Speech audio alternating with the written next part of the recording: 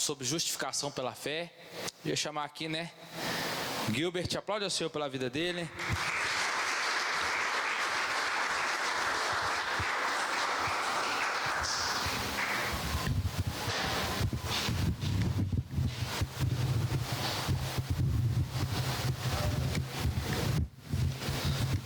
Está bom pra você. Você não para de crescer, Tá bom. Oi, irmãos, boa noite. Todo mundo bem aí? Tirando o calorão? Alegria muito grande estar com os irmãos. Felicidade muito grande também estar aqui e poder falar desse tema, que é um tema tão caro e tão precioso, particularmente para mim. Agradeço o Edgar e o convite, os irmãos que continuam me recebendo. Fico muito feliz. Se bem que dessa não foi tanto convite, né? Que eu meio que falei com o Edgar, vamos fazer umas quartas da reforma. Eu fui mais me oferecendo, na verdade, não foi tão convite dessa vez. Mas os irmãos continuam recebendo e eu fico muito feliz de poder estar aqui com os irmãos, compartilhando a palavra, estudando, pensando, refletindo, meditando sobre as Escrituras. É um privilégio muito grande, tanto para mim, que estou aqui conduzindo esse momento, com toda essa responsabilidade, mas é um privilégio muito grande para a gente também como igreja, termos esse momento no qual nós vamos nos reunir em volta da Escritura e meditar naquilo que Deus falou para a gente.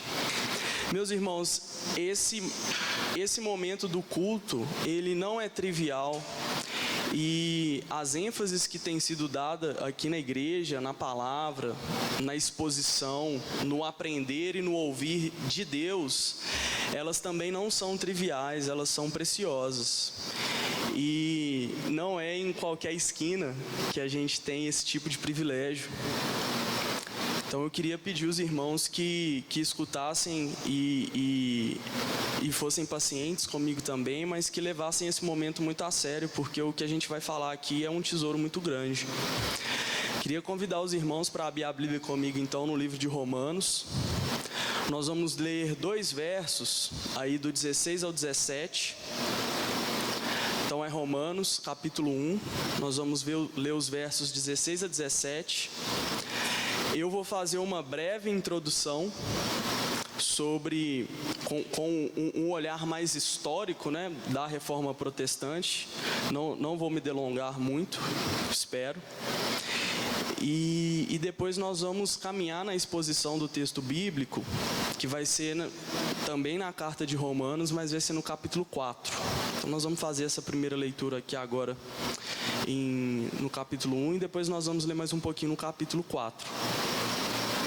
O nosso tema hoje, e ele é muito importante, ele é tido talvez como a maior descoberta, ou melhor, redescoberta da Reforma Protestante, é o ensino, a doutrina e o crer em uma justificação apenas pela fé e pela fé somente. Então esse é o nosso tema hoje. Abra sua Bíblia aí comigo, Romanos, capítulo 1. Nós vamos ler os versos 16 e 17. As Escrituras dizem assim: Pois não me envergonho do Evangelho, porque é o poder de Deus para a salvação de todo aquele que crê, primeiro do judeu e também do grego. Visto que a justiça de Deus se revela no Evangelho de fé em fé, como está escrito, o justo viverá pela fé. Vamos orar? Peça a Deus nesse momento graça, iluminação na sua mente, que o Espírito Santo do Senhor abra os seus olhos, os seus ouvidos, te dê capacidade para entender, crer e descansar na palavra do Senhor nessa noite. Faça essa oração.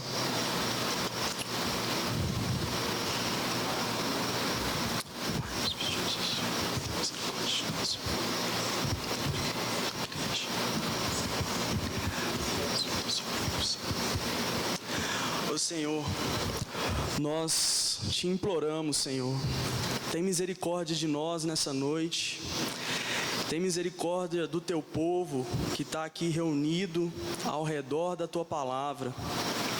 Imploramos ao Senhor que o Senhor ilumine as nossas mentes para que nós possamos entender, compreender e crer na tua palavra.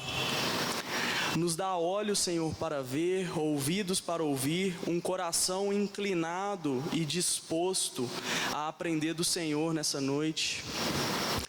Tira de nós, Senhor, toda distração, toda inquietude, ansiedade, pensamentos divididos, preocupações. Nos ajuda, pelo teu Espírito, a ouvirmos a tua voz nessa noite. Me ajuda e tem misericórdia de mim como pregador. Livra-me de ser um empecilho para a tua mensagem nessa noite, Pai. Mas que, ao contrário, eu possa ser um canal e um instrumento nas mãos do Senhor. Abençoa a mim e os meus irmãos, Pai, nessa noite. Que Jesus Cristo seja elevado e colocado bem alto diante de nós. Que a nossa fé seja renovada. Que as palavras, Senhor, das nossas bocas e o meditar do nosso coração, eles sejam agradáveis ao Senhor nessa noite, Deus. A nossa oração em nome de Jesus. Amém. Amém. Amém. Então hoje nós vamos falar sobre a redescoberta da Reforma Protestante, tão conhecida, ou talvez nem tanto quanto deveria, justificação pela fé. Então nós sabemos e nós guardamos essa data, né? 1517 é o dia que é aí comemorado como o início ou como um dos principais marcos da Reforma Protestante. E de fato, essa data, ela marca esse início dessa reforma que durou aproximadamente 100 anos e é um grande divisor na história da igreja. Até hoje nós temos a grande divisão entre os romanos e os protestantes. É o grande cisma, como eles romanos se referem a esse movimento, o grande cisma, a grande divisão protestante. E é importante e interessante ter em mente qual foi o contexto no qual a reforma aconteceu. Quais foram os fatores que culminaram em uma necessidade de reforma? Quais foram as circunstâncias da época que incomodaram homens, que incomodaram a igreja e que resultaram em um movimento de protesto, pelo qual hoje nós nos reconhecemos como protestantes. Então, tem toda uma história, todo um desenrolar após a morte de Cristo, as cartas, os escritos que nós temos do Novo Testamento, a morte dos discípulos, ali por volta do ano 100, até hoje, né, 2021, nós temos aí 2000 anos de história, e muita coisa aconteceu nesses 2000 anos. E aí, lá nos anos 1500, aí por volta da Reforma Protestante, a igreja ela vivia e ela estava em um contexto chamado a Idade Média, que muitas vezes é chamada também como a Idade das Trevas, a Idade Média. E a Idade Média, ela foi um período em que nós tivemos uma série de desdobramentos e uma série de inclusões, de adições de doutrinas na igreja. Na igreja que era cristã, a igreja que era romana, porque fazia parte do Império Romano. Então esse ponto é um dos pontos que a gente precisa ter em mente. Não existia, como a gente tem hoje, uma divisão clara entre igreja e Estado, ou não existia o que a gente tem hoje, que é chamado de Estado laico, né? O Estado que não é religioso ou que não tem tendências religiosas, teoricamente. Não, naquela época era uma coisa só. O Estado e a igreja, eles se misturavam de uma forma que a igreja, ela também exercia poder de governo na pessoa dos reis, que tinham uma forte interação, por exemplo, com os papas.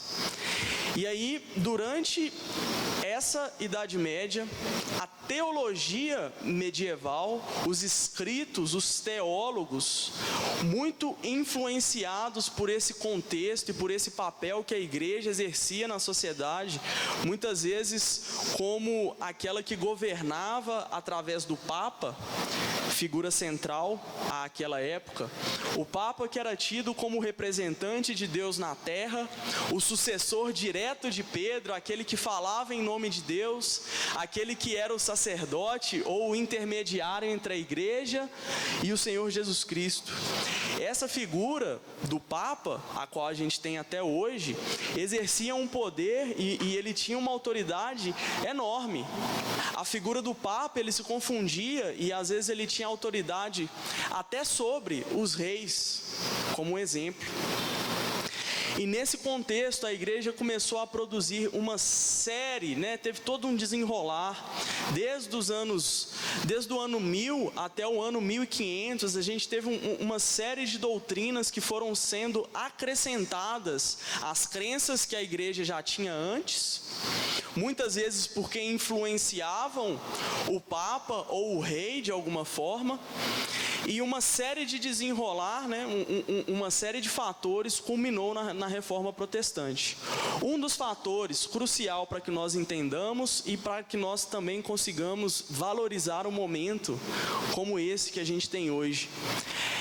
A Bíblia e as versões da Bíblia que estavam disponíveis naquela época, era uma versão chamada Vulgata Latina.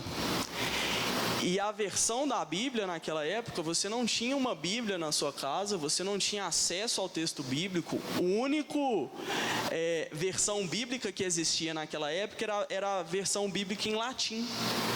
Então, quem lia a Bíblia? Latim era a língua dos estudiosos, dos eruditos e principalmente dos padres e do Império Romano e do Papa. O acesso à Bíblia, ele não existia. O acesso à informação, ele não existia. As missas, elas eram executadas em latim. Você chegava ali e você, além de não conseguir ler o texto bíblico, você não conseguia entender o que o padre estava falando. Não havia acesso ao texto bíblico, havia essa figura do Papa que foi instituída como um descendente direto de Pedro, que exercia esse papel muito forte de representante de Deus na terra, ao ponto de não mais toda a congregação participar da ceia, mas apenas o ministro ou o padre lá na frente, ele participava do pão e do vinho, e a congregação participava apenas do pão, ou apenas da hóstia. E o padre, ele fazia esse intermédio até mesmo no momento do sacramento da ceia. A relação entre Estado e Igreja, uma confusão absoluta. A troca de rei e a troca de papa, isso tinha impactos muito sérios, por exemplo, em novas doutrinas ou em novos escritos, em novas cartas papais, novos decretos do Papa que eram expressos e que tinham autoridade, se não igual, até superior do que a Escritura. E a Escritura vivia refém da igreja e das interpretações e dos conceitos romanos, católicos romanos. E aí, em todo esse contexto, eu te pergunto, imagina como que era a doutrina da salvação naquela época. como que isso era ensinado, um povo que vivia em meio de pragas, um povo que vivia em meio à pobreza e que tinha uma dependência muito grande da religião para encontrar esperança, para encontrar consolo. Ele vivia refém de uma igreja que usava as escrituras e as doutrinas para subjugar e para governar também o povo. E quando nós falamos, por exemplo, de salvação, a essa altura, aí na eminência da reforma protestante, nós já tínhamos inúmeros acréscimos à doutrina bíblica. Nós já tínhamos, por exemplo, o conceito de purgatório, que existe até hoje, um lugar para onde os crentes, né, não são os ímpios, os crentes vão depois da morte, ficam ali durante um tempo, para acabar de purgar, para acabar de limpar, de santificar, antes que eles possam ir para o céu. Por causa do purgatório e desse estado intermediário entre o estar vivo na terra e o estar com Deus no céu, né? O purgatório ele estava aí no meio do caminho, foi instituída a missa pelos mortos, porque se existisse uma pessoa no purgatório, as suas preces, elas poderiam interceder por essa pessoa e ela ficaria ali menos tempo. Foi criado, e a gente tem isso até hoje, né, a missa de sétimo dia, foi criado o conceito do tesouro dos santos, ou tesouro dos méritos dos santos. O que é isso? Era um ensinamento de que a igreja, fortemente na pessoa do Papa, ela tinha as chaves. E aí eles usavam a interpretação do texto bíblico para isso. Elas tinham as chaves do céu e ela tem a chave do tesouro dos santos. O que isso significa? Que eu vivi a minha vida na terra, eu criei em Jesus Cristo pelo batismo, vou para o céu quando eu morrer. Mas quando eu morri, ainda existia ali uma quantidade de pecado que me impede de ir para o céu diretamente, mas que também não me leva para o inferno. Ela me faz ficar no purgatório. E aí o que a igreja faz? A igreja ela tem a chave dos tesouros dos méritos dos santos. E aí o padre ou o papa ele tem essa autoridade de ir lá no tesouro dos méritos dos santos e retirar uma quantia e colocar na conta daquela pessoa que está no purgatório. E aí agora essa pessoa vai ir para o céu. Então existia e ainda existe essa concepção do tesouro dos méritos. Um dos estupins para a reforma, e aí a gente vai falar mais um pouquinho deles, foram as indulgências, as quais os conceitos ainda existem até hoje, mas não da mesma forma. A indulgência era um papel, era uma declaração que você poderia comprar, ela era comprada. E através dessa indulgência você adquiria méritos para uma pessoa que estava no purgatório, ao ponto de você adquirir a indulgência pelos seus pais ou por um parente, e naquela transação, no fato de você comprar aquela carta, aquela bênção do Papa, aquele documento assinado, aquela pessoa saía imediatamente do purgatório. Tinha até um refrãozinho que eles cantavam, né? Era uma musiquinha, falava mais ou menos assim: assim que a moeda no fundo do cofre cai, uma alma do purgatório sai. Assim que a moeda no fundo do cofre cai, uma alma do purgatório sai. E eles faziam, aí você pode se lembrar, aí você já viu dos filmes das cruzadas, né? Imaginem, uma cruzada católica, eles cercavam um povoado, o padre ou o vendedor de indulgências ia lá na frente, fazia um apelo, fazia um discurso. Essa noite eu sonhei e fui acordado porque escutava gritos de dor no purgatório. Era a mãe de fulano, era o pai de Beltrano.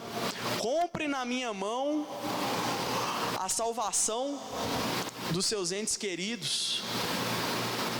Compre as indulgências. Quando se falava em justificação, a forma como Deus se colocava diante dos homens, existia aí uma mescla de fé, porque a fé não era jogada de lado totalmente, mas existia uma mescla de fé com obras. Então, como que a pessoa era salva? Ela era salva e ela era remida através da fé no rito do batismo. Criancinha era batizada e já era salva.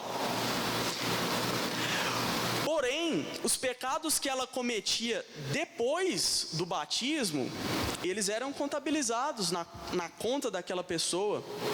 E aí, para isso, existiam as penitências e os sacramentos como umas causas secundárias e restauradoras. Você pecou? Pequei.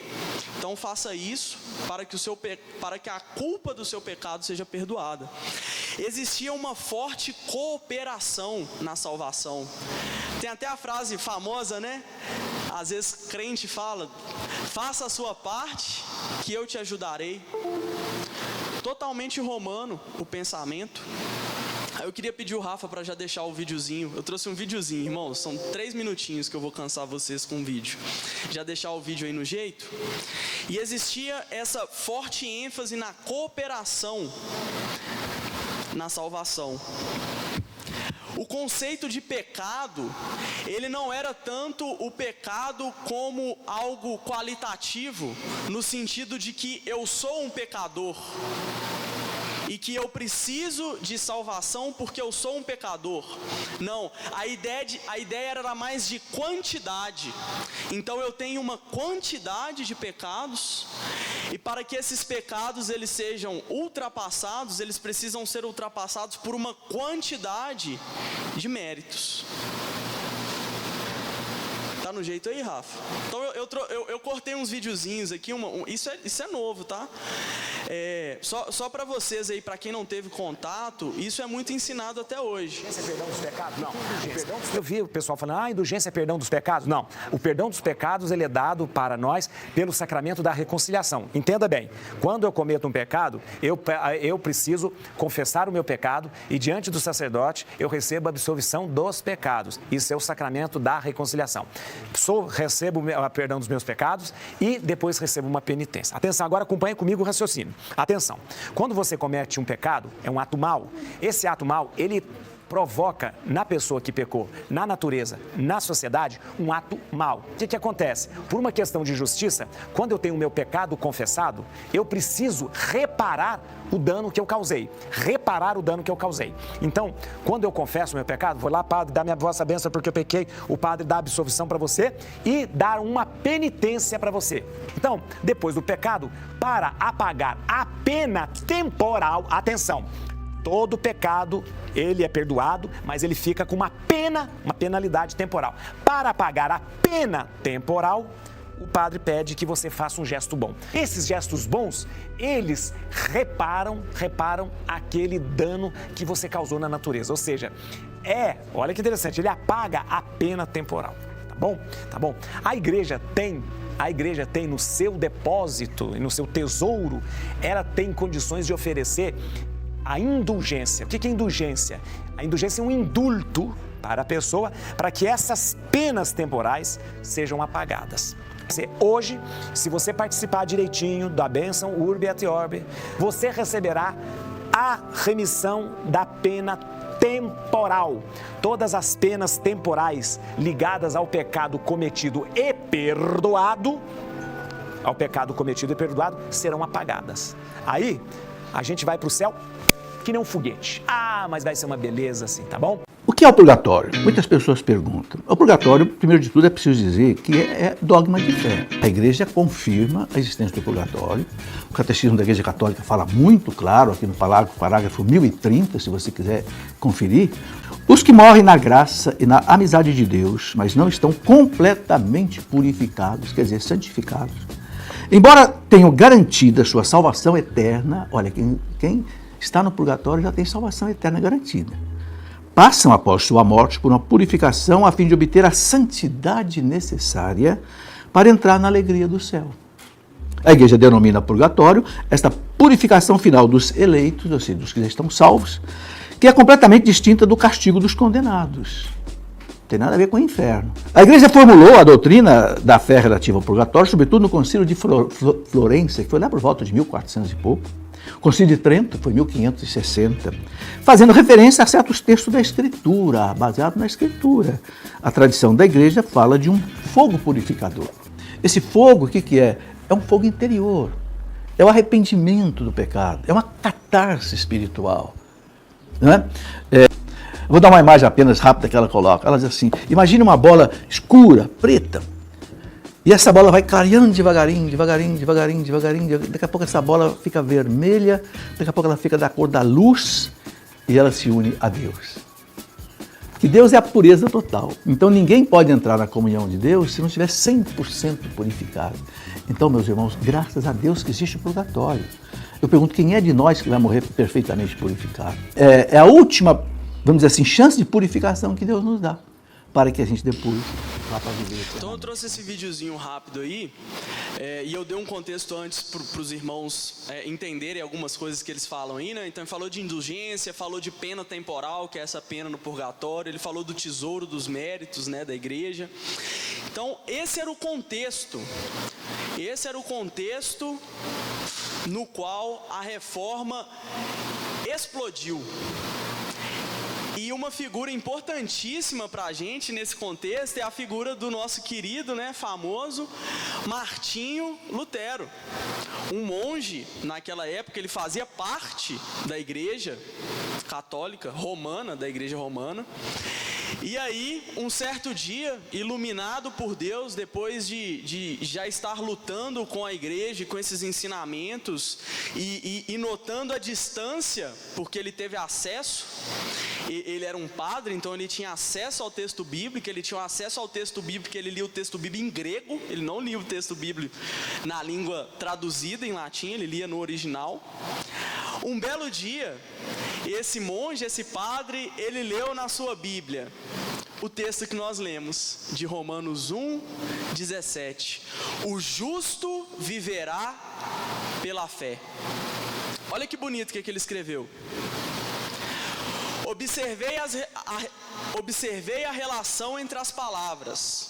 A justiça de Deus é nele revelada, no Evangelho. Como está escrito, o justo vive por fé. Daí, passei a compreender a justiça de Deus como sendo uma justiça pela qual o justo vive através da dádiva, ou seja, da fé. Comecei a entender que o sentido é o seguinte: através do Evangelho é revelada a justiça de Deus, isto é, a forma através da qual o Deus misericordioso nos justifica pela fé, como está escrito, o justo vive por fé. A partir de então, me senti como renascido e entrei pelos próprios portões abertos do paraíso, e toda a Escritura me mostrou uma face completamente diferente. E a partir desse momento, dos escritos desse homem, das teses que ele escreveu, que ele pregou na porta da igreja de Wittenberg, na data que a gente comemora de 31 de outubro de 1517, com todos os seus desdobramentos, aqui estamos. Graças a Deus. Houve uma redefinição de termos, e a definição de justificação pela fé, a qual nós cremos e ensinamos há 504 anos, é a seguinte: justificação pela fé é o ato através do qual Deus torna pecadores injustos, justos diante de si. É o ato através do qual pecadores se apresentam diante de um Deus santo. Eles são declarados justos. Hoje, o que era muito diferente do ensino católico, que não dava esperança, do ensino romano, porque só lá no só no último dia da sua vida, ou até depois da morte, você saberia se você foi justificado ou não. O ensino protestante, reformado, porque vem dos reformadores, e bíblico e paulino, é aquele que se baseia, por exemplo, em Romanos 8, e ensina que aqueles a qual Deus chamou, a esses ele justificou. No tempo passado, eles já são justificados diante de Deus. Tem um sentido jurídico, forense, está relacionado ao ato de um juiz olhar para uma pessoa e declarar aquela pessoa justa. Quando você crê em Jesus Cristo, e o texto que nós lemos disse isso, não foi? Não me envergonho do Evangelho, está lá em Romanos, porque ele é o poder de Deus para a salvação de todo aquele que crê, visto que a justiça de Deus, o que é a justiça? A forma pela qual Deus justifica os pecadores, ela se revela, ela é revelada no Evangelho de fé em fé, ou através da fé, ou somente pela fé, como está escrito, o justo viverá pela fé. E Lutero escreveu que esse é o artigo, essa é a doutrina, esse é o ensinamento principal sobre o qual uma igreja fica de pé ou cai. O justo viverá pela fé. Em contraste com todos os ensinos romanos da época, de cooperação com Deus, de participação, de adquirir méritos, ou de adquirir boas obras com as quais você vai se apresentar diante de Deus no último dia. Boas obras ou méritos que precisam ser muitos e suficientes para exceder os seus pecados, né? Parece que é uma balança. Eles usavam a imagem da balança, né? De um lado estão os seus pecados e do outro lado estão os méritos. E para você ir para o céu, os seus méritos eles precisam pesar mais do que os seus pecados. E a relação com Deus ela era intermediada por esse esforço e por essa performance, por essas coisas que você precisava fazer para Deus, para que você fosse salvo, e não única e exclusivamente na fé e na confiança de que o que precisava ser feito foi feito por Jesus Cristo. É essa doutrina que foi redescoberta, a doutrina da justificação única e exclusivamente pela fé. Meus irmãos, hoje nós não somos mais romanos. Nós não somos mais romanos, mas em muitos aspectos nós ainda pensamos como romanos. Em muitos aspectos nós ainda nos relacionamos com Deus como romanos. Nós ainda nos relacionamos com Deus, nós ainda nos colocamos diante de Deus, nós ainda confiamos nos nossos méritos. Se nós perguntarmos, se nós apertarmos, se você pegar o crente e perguntar ele, e apertar ele e falar com ele assim: você acredita que não é possível que você acredita que a salvação é só pela fé, você está brincando, né? Aí ele vai ficar assim: não, eu estou brincando. Ou se você fizer assim num salão cheio como esse e falar assim: levanta a mão para mim, quem acredita que a salvação é única e exclusivamente pela fé e confiança nos méritos de Jesus Cristo e não depende das suas obras. Meu irmão, tem certeza, dá para contar nos dedos quem vai levantar, porque nós não temos, e nós muitas vezes nós nos perdemos, porque é muito fácil se perder, porque a religião de obras, ela estimula e ela afaga o nosso ego, porque ela não nos faz, ela não nos deixa que nós nos apresentemos diante de Deus da forma que nós somos, pecadores, ímpios, fracos, que não poderíamos fazer nada para conquistar o favor de Deus, mas que pelo contrário dependemos e precisamos de uma intervenção de Deus a nós. não somos nós que subimos, mas é Deus que desce e vem. E se Ele não vier, meu irmão, não tem esperança para a gente. Então esse foi o grande resgate da reforma, a doutrina da justificação pela fé, e pela fé somente. Pela fé somente, não pode ser pela fé mais alguma coisa, pela fé mais a observância de alguma coisa, não, é pela fé somente, sem obras, sem obras. E as obras, e as boas obras? Quais são os papéis das boas obras? As boas obras vêm depois. Elas são consequência da sua justificação. Elas são consequência de você ter sido alcançado por Deus. E elas são importantes. E tem a frase famosa, né? Por onde passa um homem justificado, ele deixa um rastro de boas obras. E Jesus também ensinou que você reconhece uma árvore pelos seus frutos, isso é fato.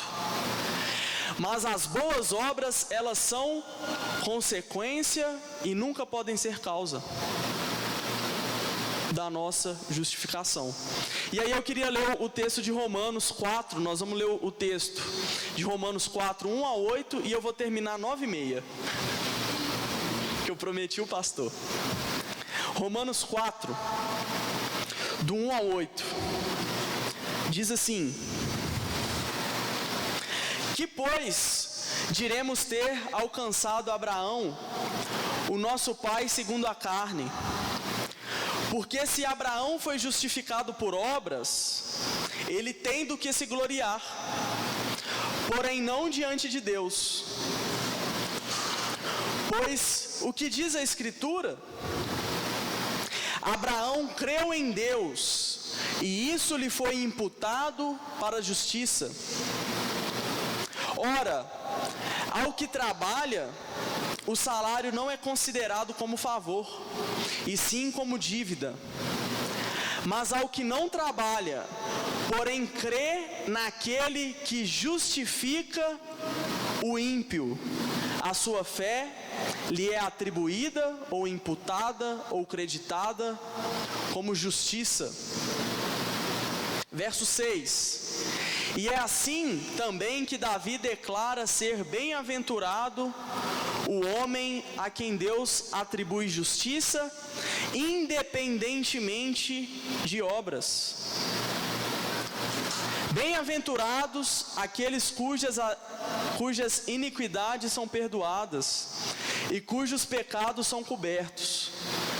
Bem-aventurado o homem a quem o Senhor jamais imputará pecado.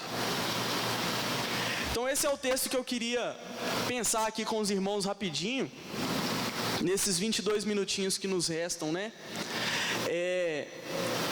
É um dos textos mais famosos nos quais nós temos essa apresentação e explicação da justificação pela fé. Então a gente tem aqui um argumento do apóstolo Paulo, no momento que ele está escrevendo o livro. Então ele começa desde lá do capítulo 1, no verso 18, ele começa a falar que a ira de Deus, em contraste com a justiça que é revelada do Evangelho, que nós lemos, no outro versículo ele diz que a ira de Deus, ela é revelada dos céus, sobre toda maldade e injustiça. E ele argumenta desde o capítulo 1, no verso 18, até o capítulo 3, no verso 20, ele argumenta que todos pecaram, e que todos estão destituídos da glória de Deus, tanto judeus como gregos, eles estão debaixo de pecado. É a máxima do apóstolo Paulo aí no verso, no capítulo 3, verso 20, todos pecaram e estão destituídos da glória de Deus. Não serão as obras da lei, ou a observância da lei por parte dos judeus, que colocarão eles diante de Deus em uma forma de justificação pelas obras. Ele diz não, todos pecaram. A justificação, está aí no verso 3, 21, ele fala que agora se manifestou uma forma diferente, ou agora é revelada a forma pela qual Deus justifica os pecadores. Ele diz aí no capítulo 3, verso 21, agora sem lei é revelada uma justiça de Deus que é testemunhada pela lei e pelos profetas, uma justiça pela fé. Então esse é o argumento. Todos pecaram e estão destituídos da glória de Deus. Todos estão encerrados debaixo do pecado. Nem mesmo o judeu que tem a lei e que a observa, ele está em uma condição melhor do que aquele que não é judeu, porque todos pecaram. E agora ficou claro, foi revelada a forma pela qual Deus vai tratar os pecados. E essa forma é a justificação pela fé. E ele diz que essa justificação, essa justiça de Deus, ela foi testemunhada pela lei e pelos profetas, ou seja, pelo Antigo Testamento. E aí o que ele vai fazer agora para embasar? Ele vai dar o exemplo então de Abraão, que era um personagem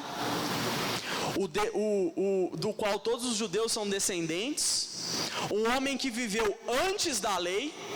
E o que ele vai argumentar? Ele vai argumentar que Abraão foi justificado pela fé, e pela fé somente, e não pelas obras. E aí ele começa dizendo, ele faz a pergunta retórica, né? Que diremos, pois? Aí acompanha comigo aí na sua Bíblia. Verso 1. Que diremos, pois, ter alcançado Abraão, nosso pai, segundo a carne, ou do qual nós somos descendentes, né? Ele está argumentando aqui com os judeus. O que foi que ele conseguiu? Porque se ele foi justificado por obras, ele tem do que se gloriar. Se Abraão foi justificado e se apresentou diante de Deus como justo por causa de obras, ele tem do que se gloriar. Mas o que ele diz? Porém não diante de Deus. Então o que ele está dizendo? Se ele tivesse alcançado a justificação diante de Deus por causa das obras, ele teria do que se gloriar, mas ele não tem. Diante de Deus ele não tem do que se gloriar. Logo, ele não foi justificado diante de Deus por causa das obras. E aí ele pega e cita o texto bíblico lá de Gênesis, capítulo 15, verso 6, ele diz: porque o que diz a Escritura, e aí ele cita, né? Abraão creu em Deus, e isso lhe foi atribuído para a justiça. A fé que Abraão teve lhe foi atribuída como justiça. E a palavra-chave aqui é crer, confiar, acreditar, descansar sobre uma promessa, tomar uma palavra como certo, não duvidar, ter aquilo como suficiente. Para quem não conhece a história de Abraão, Deus virou para ele e falou para ele que ele seria o pai de multidões, que ele teria, que a descendência dele seria grande como as areias, como a areia do mar, né, e como as estrelas no céu. Só que fato era que ele era velho e que a mulher dele também já tinha passado a idade de ter filhos, e além disso ela era estéril.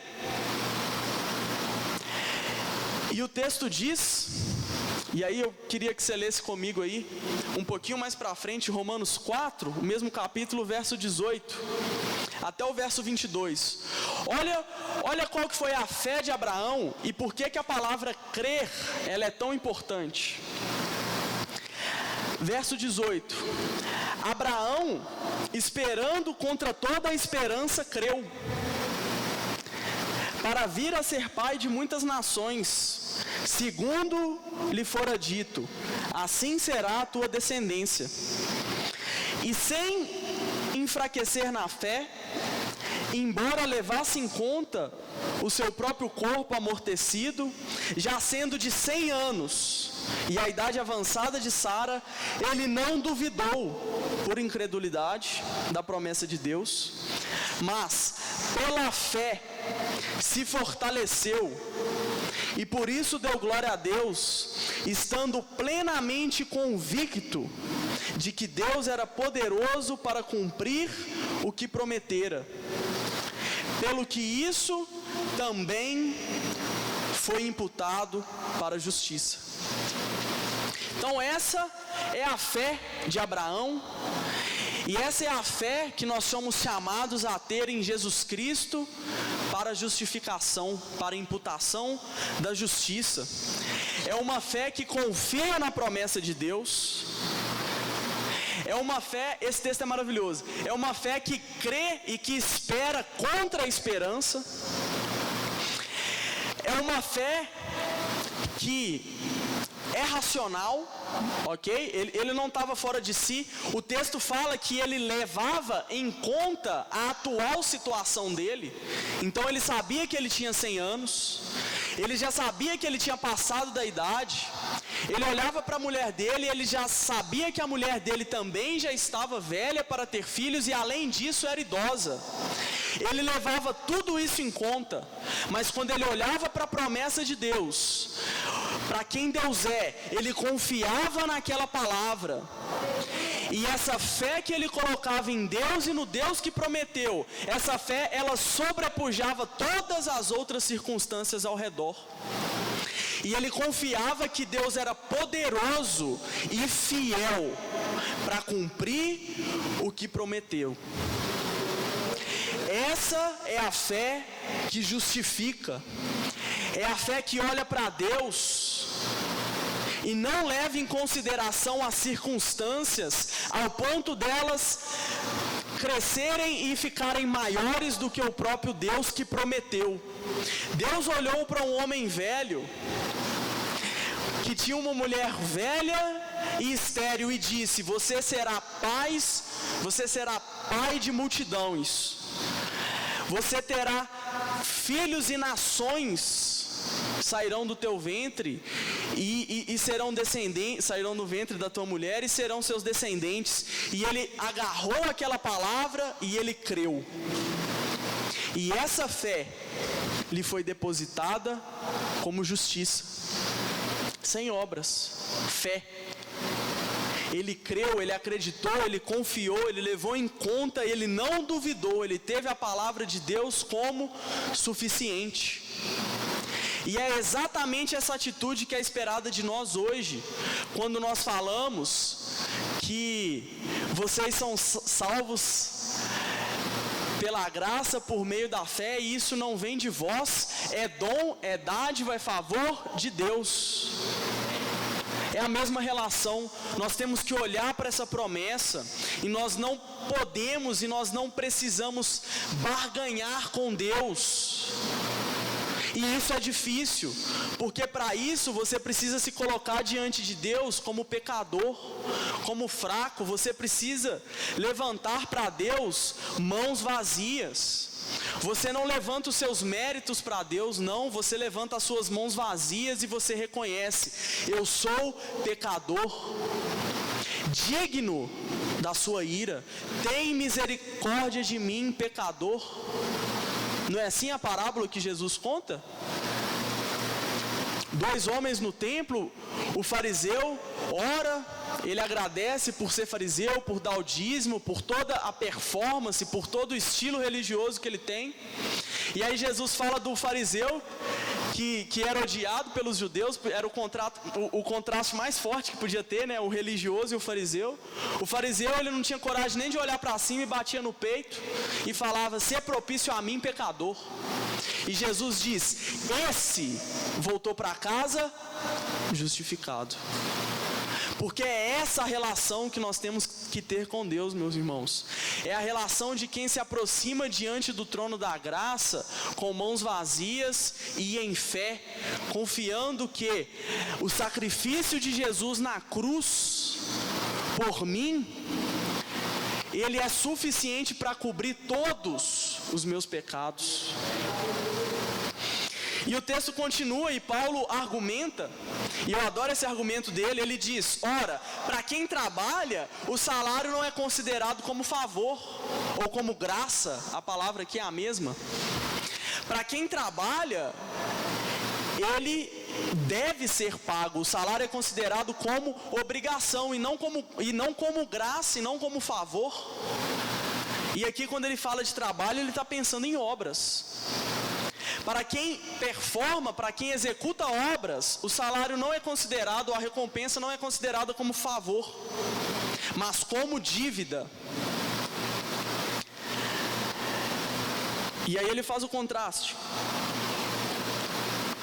Mas, para quem não trabalha, porém crê naquele que justifica o ímpio, a sua fé lhe é atribuída como justiça. Esse é o meio pelo qual Abraão foi justificado, e esse é o meio pelo qual nós somos justificados. Nós somos aqueles que olham para Deus e confiamos em Deus como aquele que justifica o ímpio. Quais são os pré-requisitos para ser justificado? Primeiro, se reconhecer como ímpio, como pecador, e se colocar diante de Deus, de Jesus Cristo, pelo Espírito, confiando nos méritos de Jesus e não nos seus. E aí, dessa forma, essa fé, ela lhe será imputada, ela será colocada na sua conta, depositada. Tem uma ideia de uma transação comercial. Ela será depositada na sua conta para a justiça. Deus é o Deus que pela fé justifica o ímpio. E aí agora ele vai dar outro exemplo. Então ele falou de Abraão, e agora ele vai falar de Davi. Acompanhe aí comigo na sua Bíblia o argumento do apóstolo. E é assim também que Davi declara ser bem-aventurado aquele a quem Deus atribui justiça independentemente de obras. Então ele usou Abraão como exemplo, e agora ele vai usar Davi.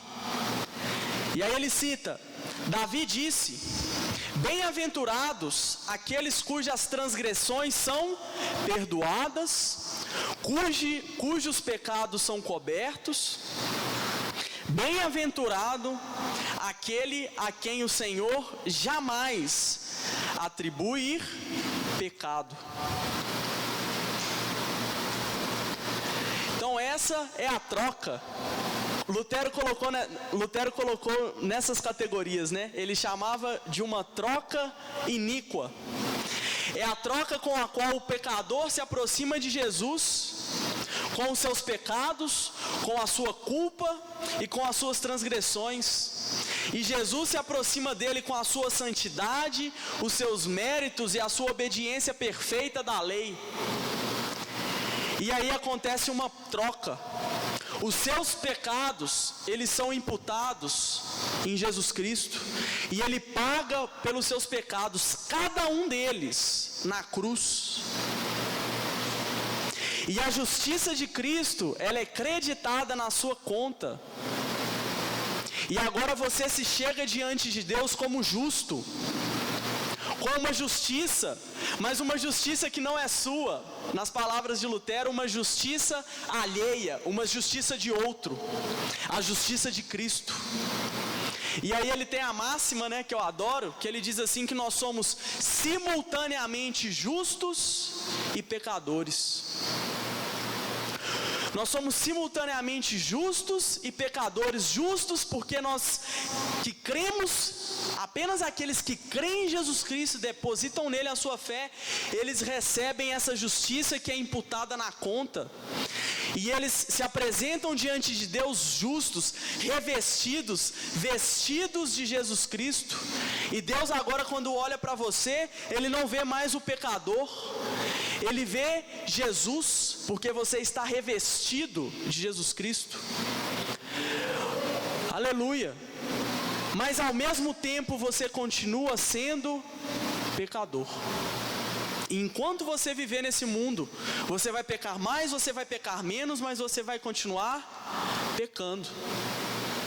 Então essa é a troca iníqua, ou é o casamento. Ele gostava de usar a imagem do casamento.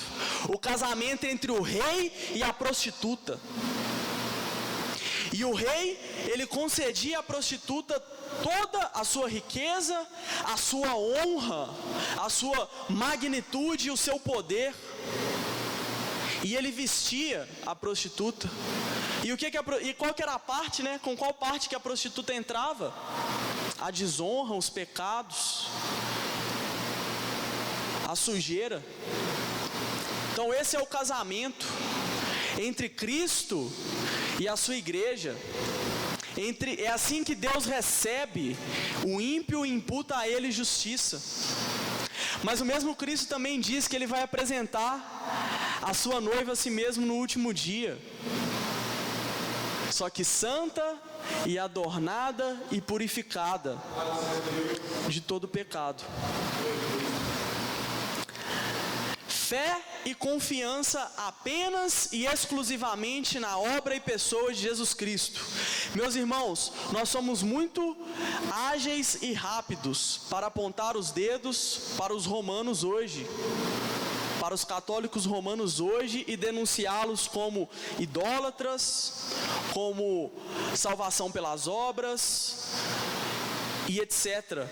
Mas muitas vezes nós não entendemos qual é a nossa relação com Deus hoje. E muitas vezes nós pensamos como romanos.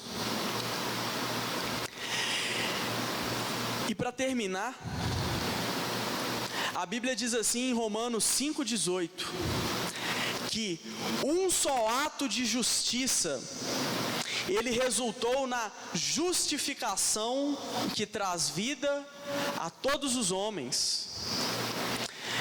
Em 2 Coríntios 5:21 diz assim que aquele que não cometeu pecado, Deus o fez pecado por nós, para que nele nós fôssemos feitos justiça de Deus. Esse é o Evangelho. Paulo disse: eu não me envergonho do Evangelho, eu não me envergonho da boa notícia, porque ela é o poder de Deus para a salvação de todo aquele que crê. A boa notícia e o Evangelho é: Jesus Cristo morreu por pecadores.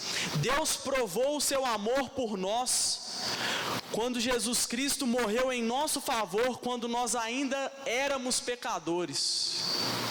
Essa é a boa notícia. Creia na boa notícia. Viva como quem crê na boa notícia. Se relacione com Deus como quem crê no Evangelho, porque só o Evangelho é o poder de Deus para a salvação. Amém. Vamos orar?